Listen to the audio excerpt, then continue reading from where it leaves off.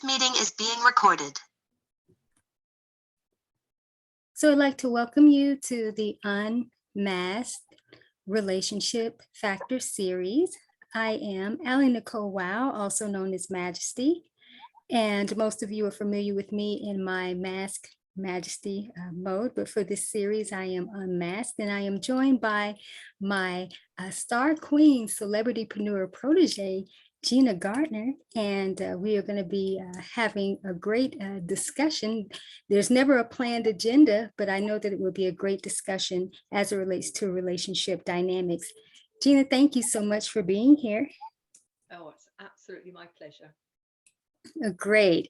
Well, of course, I wanted to have you on this particular platform for this series because of your vast background with relationship dynamics and relationship coaching, and then also being one of my celebrity-preneurs that you're also within the relationship empowerment coaching aspect as well. But you've been doing this work for so many years and have several platforms, of your own and programs that you've taken people through.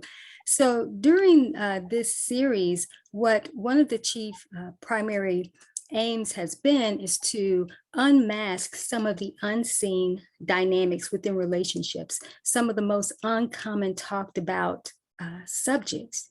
And I know you know all about that. Things that challenge relationships, whether the love relationships, family dynamics, even work related relationships. So we're just going to have a great conversation and see how we can empower individuals today, but also might sting some individuals today with whatever comes up. So is there anything that you would like to jump in and talk about? What do you think is some uncommon things that people really don't take into consideration, or things that possibly break relationships down? I think the first thing, and probably the most important thing to say, is that so many people who are struggling with a relationship or who have a series of difficult relationships don't recognize that actually they are the common denominator, and that the most important relationship that they have is the relationship they have with themselves. Absolutely. It's so easy for them to blame everybody else. They're unfair, they're unkind, they're unreasonable. But ultimately, the only person who you have total responsibility for and control over is you. And so I would say to everybody, always look to yourself first, because either you are operating in a way, probably unconsciously, in habitual behaviors that don't actually cross your conscious mind, and so there'll be a trigger and you'll respond in a particular way, and that will trigger the person you're talking to, and they'll respond, and before you know where you are, there's a full-blown row and nobody really knows what it's about. Right. No, you're absolutely right. And that was the perfect way really to open up. And honestly, that's something I address majorly within my relationship counseling and coaching work. And the platforms that I have is that it's about the self-relationship, the self-awareness of the relationship first. And then everything else kind of builds upon that. And if your foundation isn't right, then when you try to build relationships, it's simply not going to work if you don't have your own foundation established. It's really interesting. I've worked with individuals who have got poor self-worth, and the relationship with themselves is tricky because they only think that their worth comes from what they do for other people or the size of their bank account. And then people who have created a pattern of behavior that has led to poor relationships, toxic relationships, right, when they either don't set boundaries and they let people treat them badly because that's all they believe they deserve, or they behave badly and they poison any relationship. And I'll give you an example. I was working with someone who, when they first started a relationship, it was always the greatest thing since sliced bread, and the person was absolutely wonderful and they loved them just as they are. And then as soon as the relationship went beyond that first few weeks, when the chemicals are flying around the body and that, you know, everything was wonderful, they started to try and change their partner. They started to pick at behaviors which previously they said hadn't bothered them or they hadn't noticed. And you know, sometimes they would be jealous about the time that that partner spent with perhaps other friends or at work, to the point where the partner began to think, well, if you're going to be jealous of me, I might as well give you something to be jealous about. And it wasn't until that they started to recognize these toxic behaviors of that they were operating in, that they were able to create a change. So it works both ways. It could be that you're allowing other people to treat you badly, or it could be that you're actually operating in a way that spoils the relationship. Right, right. And a lot of people don't like to talk about that or even become aware of that, because most people don't want to believe that they are the potential problem. Yeah, and that's why. Ultimately, I can say ultimately, it's easier to blame somebody else, isn't it, than to actually take responsibility for how you're operating. But I can honestly say that I've worked with many, many clients, and once they address the relationship they have with themselves, then all of their relationships, both their intimate relationship, their family relationships, and their business relationships, all improve hugely. Yes, yes. And I've seen the same. Things change tremendously, like night and day. So, with that being said, and this setting that up, what would you say we need to really unmask at this point, at a deeper level, even around, even around that, people needing to get real with themselves in terms of looking at what they could potentially be doing to cause relationships to break down instead of looking outside of themselves. What do you feel could be another component of unmasking? When I've worked with couples, and I've done a lot of work with couples, one of the most common reasons for couples to find that things are breaking down is that they have a very different view of values. Now, they may talk about the same words, and I think one of the things that's useful to say is that in any relationship, our relationship, there is your language and the meaning that you give every word, and there's my language and the meaning I give those words. But when you get to know people in a positive way, you create a third language, where both parties have a real understanding of what those words mean. So I give an example that perhaps we're talking apples and I'm talking pears, but together we create a language of fruit. And so if you look at your values, it's not just saying, well, you know, top of my value is the word love. What behaviors do you need to experience in order to feel love? That's often where the problem lies, that people have a different blueprint for what that looks like and feels like. And if I may share an example with you, I think that will typify what I mean. I was working with a couple, they'd been married 3 or 4 years, and they were really struggling. And they came to me and I asked them to independently write down what they saw were their top values, the things that were really important to them. And I asked them to prioritize those. And then we came together, and at the top of their list was the word love. So I said to the couple, what needs to happen? What behaviors do you need to experience in order that you will feel truly loved? The woman said, well, I need him to buy me flowers. The man was completely nonplussed and really cross. He said, but I buy you flowers every Friday. And she said, no, you don't. You take any old bunch of flowers, often those that are reduced from the flower thing in the supermarket, and you pop them in the trolley. And he stopped for a moment and he really thought about that. And he said, you know, I realise there's no more thought goes into those flowers than putting a tin of baked beans in the car. Oh, wow.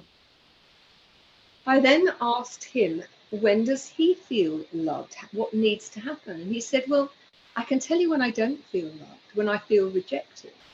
And I said, go on. And he said, well, sometimes I forget my key and I ring the doorbell and my wife opens the door and immediately turns her back on me. She was equally nonplussed and said, but our hall is so narrow. I do that so I can walk into the kitchen and then I turn around and I give you a hug. And he said, but in that time between the front door and the kitchen, I feel that you have rejected me. Wow. Now, in the conversation, what they did is they created a blueprint where both of them were clear about what the other needed from them in order to feel loved. And for love, you could put valued, you could put faith, integrity, trust. The value itself may change, but the process of coming up with a shared understanding of what that means to the individual and how they need you to behave in order for that value to feel that is being validated. That's the bit of conversation that is so often missing in any relationship. And it's just as important if you've got a business partner or you've got a team. This is work that needs to happen no matter what the relationship is. Absolutely. That was perfect. I am so glad you shared that because I know that that is going to tremendously help a lot of people. And for them to see it in very different dynamics, whether it is the relationship that they have with their spouse, significant other, or their boss, or parents, or just whomever, is that people have in their minds what they think and what they believe, and the other person may not have that going on. But until there's the communication for people to understand, then no one knows really what's truly actually happening. And that's where within relationships, as we know, a lot of communication breakdown takes place and misunderstandings happen because people are looking outside of their own lenses and not actually seeing what's going on and taking the time and opportunity to get to know how the other person is doing things. So I think that that was just excellent. I love the exercise that you gave to them to create their own templates. And, you know, like me, I love template creating too. You and I are like the masters of the template creations. And for so many different dynamics, you know. So let's shift gears really quick. Let's do some unmasking as it relates to the workplace, the workforce, business dynamics, whether it's solo entrepreneurs online in those relationships or actually within operations, organizations. Would you have a lot of background and experience with that as well? I think one of the challenges when you're in a workplace, and it works whether you're a leader leading a team or an organization, or you're a member of a team, is having an understanding of what the expectations are of you. And I think one of the ways that things really fall down, again, comes back to this shared language, is that people don't understand exactly what's expected of them. And the feedback they get is very general. So give you another couple of examples. If people talk about we strive for excellence. Well, your version of excellence and my version of excellence might be quite different. Right. So when you start to drill down and say excellence in the context of this looks like, however you want to address that. So let me give you a practical example. I was working with a hotel, and when I first started working with them, they were £8 million in debt. The hotel was empty, and the standards within the hotel were poor. And so I was working with the head of housekeeping, And she said, but we strive for excellence. And I said, well, do people understand what that is? And so we set up a session where she asked all her staff to describe together what excellence looked like in the context of the bathroom or the bedroom or the corridors. And together they created a standard that everybody had a chance to take part in creating. Wonderful. And that became the gold standard of what was expected of everybody. So instead of saying that's not good enough, they were able to say, look at the standards for the bathroom and look at your taps. And what would you say? Do they match? Or are your taps less shiny than we talked about? And that's a very simple example, but actually it works in every context, in every sort of business. Do you and your staff have an absolute clear view of what excellence looks like? And then at the other end, when you're giving feedback, saying that's not good enough, most people then don't know what to do. Right. So together is identifying, in order for it to be excellent, these are the changes that I need to have happen. Very good. Yes, yes. And like you said, that can apply to pretty much any and everything in terms of business dynamics and professionals, for sure. I love this. You know, this is a conversation that we can have for hours and hours, and you know, definitely.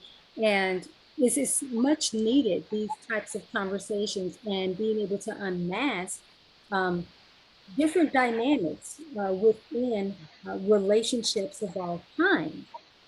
Because at the end of the day, they are all really love-based relationships, or should be. The business, you should love what you're doing, and the people that you interact with and engage with. Do you agree? Could you repeat that? I'm afraid I didn't quite hear it. I was saying that within the relationships is really a love-based relationship holistically, because if you're in business, you should love being in business and the people that you're working with and engaging with, and just any of those different dynamics. I think that's so true. And I think one of the things I would say to anybody is leave your ego at home in bed under your pillow with your pajamas or your nightie. You know, so many people sit on their dignity. They want to be seen to be right all the time. And sometimes that you might win the battle, but you're going to lose the war. The war, And exactly. ultimately, you know, this is about finding a way that doesn't mean that somebody else has to feel that they've lost. You want a win-win situation. And I want to make the distinction between feeling that you are compromising and that you are compromising your values in order to appease somebody else. And the difference between that and confronting the issue, but doing that in a way that is positive, assertive, but not aggressive. Right. But so many people in relationships, there's something wrong, it's not going the way they want it to. They leave it because they fear confrontation. And as a result, they compromise themselves or the situation until it comes the point when they suddenly blow up, they just can't do it anymore. Whereas if they confronted the issue in a really calm but assertive way and said, you know, when you do that, it has this impact, and I'd like you not to do it. Right. Rather than having a big row because, oh, there you go again, you've done it again. Well, often people are unaware that they are irritating you because you've said nothing. Right. And Have you to know, speak up, right? In the right way. Telepathic communications, I know you're very good at it, but most people, that's a skill they don't have. And so Right. need to communicate effectively. And that simply is not the way that communication should be taking place anyway within relationship dynamics. There needs to be the Absolutely not. No. communications. But this has been great. I want to say to those who are participating in the series, especially those who are business owners, I'm going to have information about Gina within the description, and please reach out to her if you need some type of counseling and coaching within your business and relationship dynamics, or just really in taking your business to the next level. And so, Gina, would you just tell a little bit about this work that you do or you've done that you can help within those relationship dynamics, or just anything for team building that might be useful? Unmasking some unseen dynamics within business. You know, I've worked with a lot of businesses, and all of the businesses that I've worked with for more than 9 months consistently, their profitability has gone through the roof. Mm-hmm. And the reason for that is that the senior decision makers, the senior leaders, have recognized through our work that actually they need to take responsibility, and they need to lead with authenticity and walk their talk. And so many leaders train their staff to be helpless, because if you have a situation, and I've come across it so many times, where everybody has to check everything with the leader because it might not be okay, or maybe it will be okay one day but not the next. And so they're constantly interrupting the leaders to say, is this what you want? Is this okay? Needing reassurance and guidance.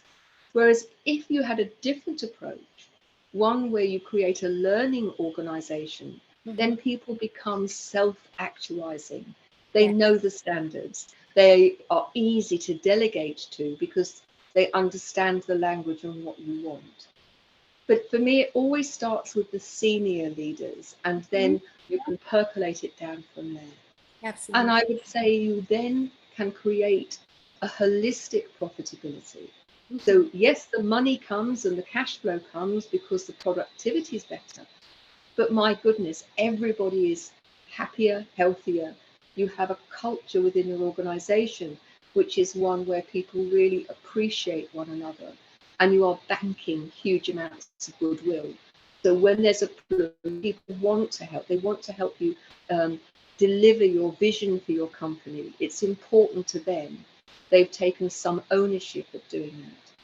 And that comes through the relationship that the business owner or the team leader has with their team. Absolutely. And without it, your business cannot survive and thrive in the long term. Absolutely. Well stated. And also enhancing the relationship with profitability, because that's another Absolutely. relationship, with the money dynamic, another unseen unseen dynamics of why business owners struggle. And that's a whole nother topic as it relates to Yes. how finance breaks down relationships in general, whether it's in the home or within the business.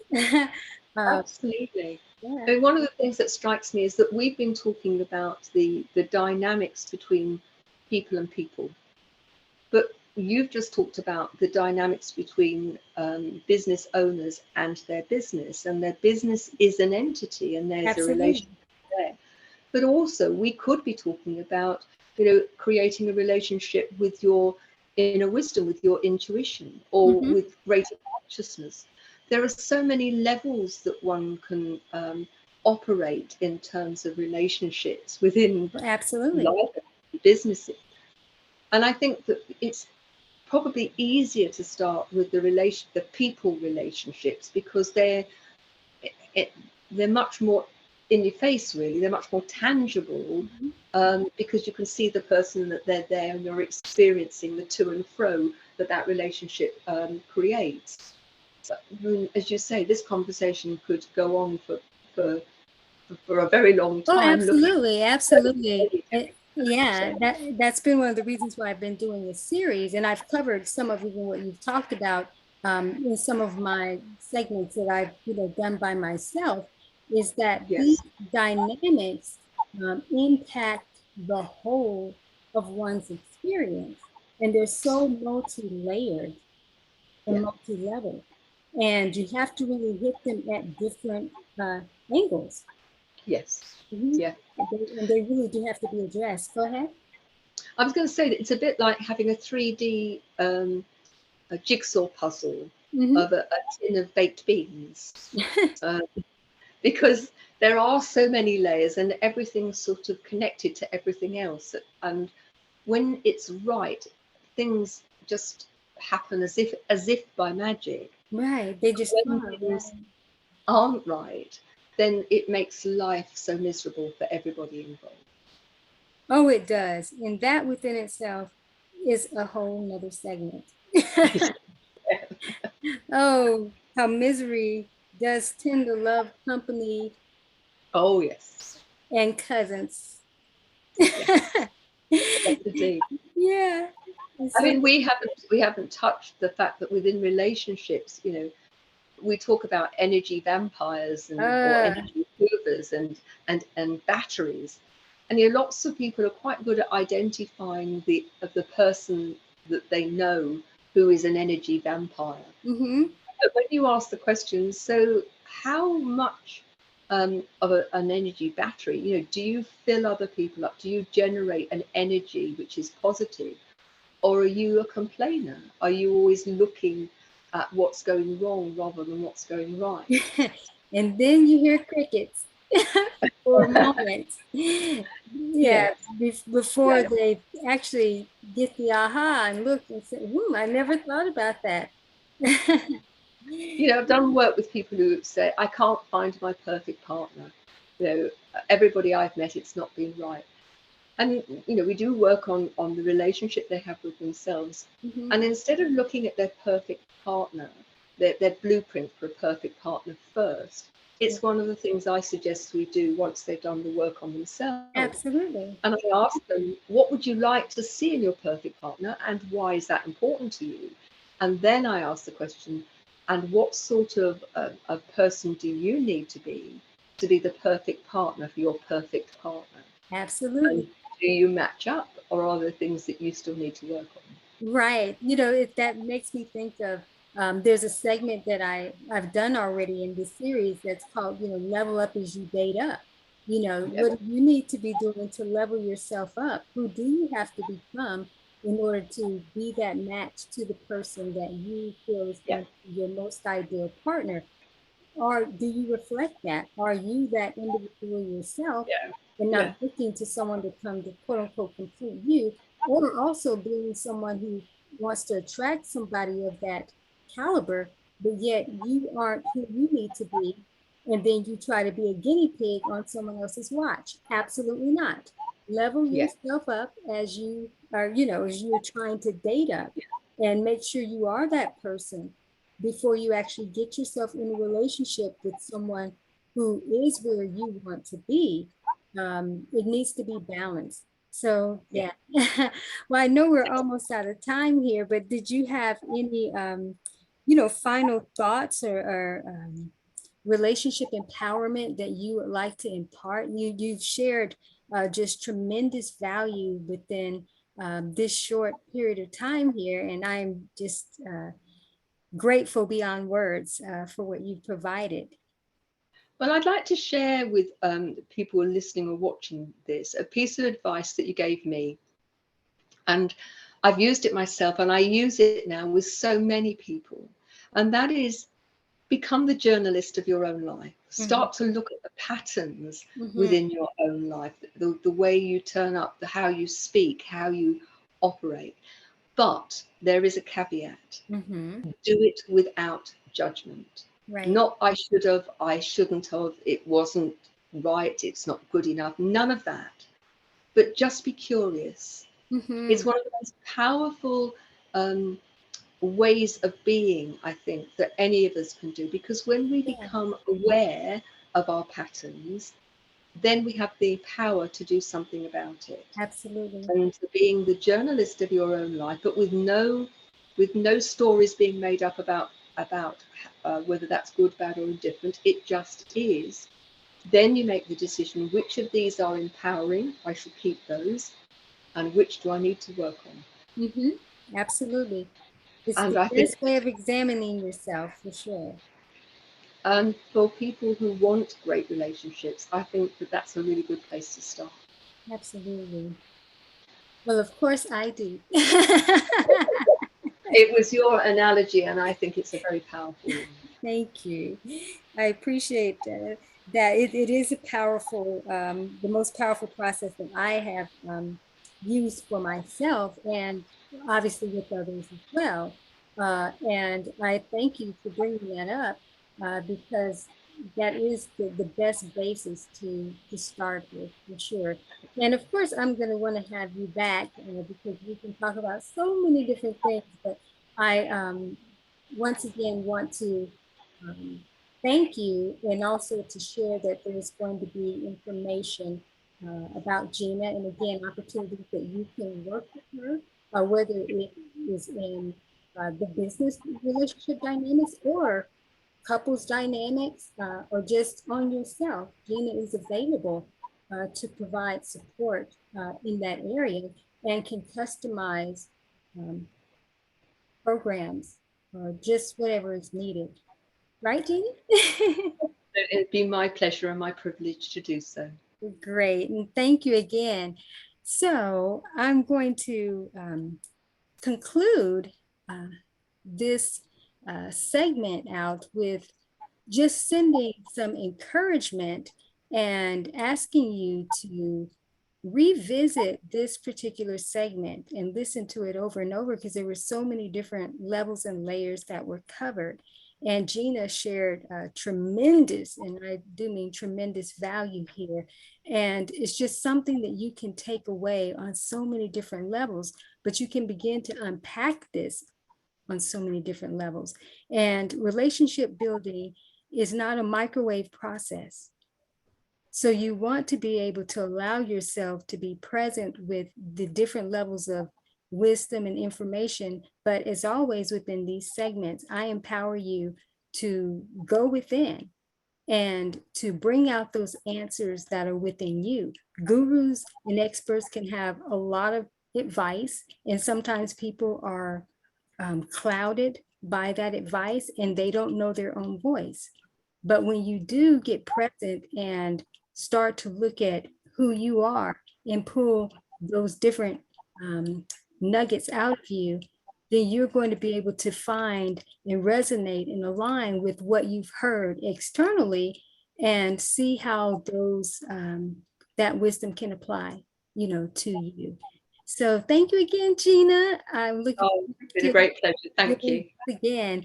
And with that, we're sending everyone away with much love and continue to unmask these different relationship dynamics, and so that you can be the absolute best that you can be and have the absolute best relationships that reflect who you truly are. And until next time, send you away with many blessings. Take care. Bye-bye now.